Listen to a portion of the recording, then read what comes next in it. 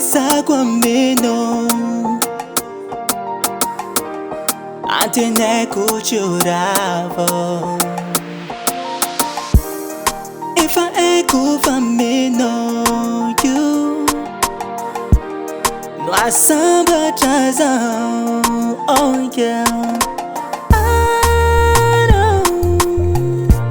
Sarubita tagalu valoraku Anoche ya fangaru Masuan rubita vakonjaraku Anoche ya fangaru Efalasalo Manutulu zawo Ampena tangaro Nometa kufuko Efalasa noza Yeah, yeah, yeah Efalasa noza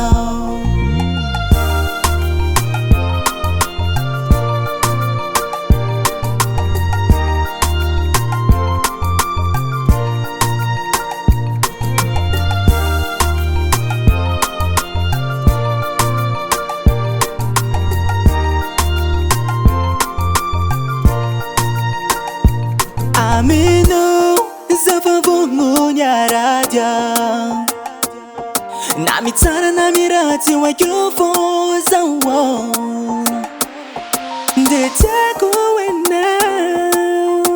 Fuzawu Chupa uzungu uzungu fakapana iye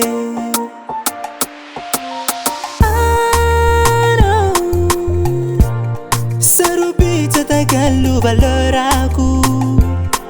Anoche ya fangaru Masuan rubita vakonjaraku Anoche ya fangaru Fefalasano Manutulu zambo Ampela tangano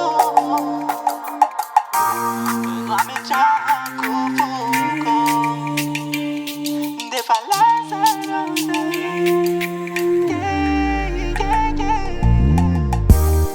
Efalasano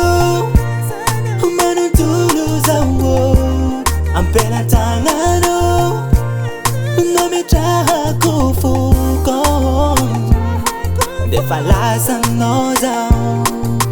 Yeah, yeah, yeah Efalasano zawo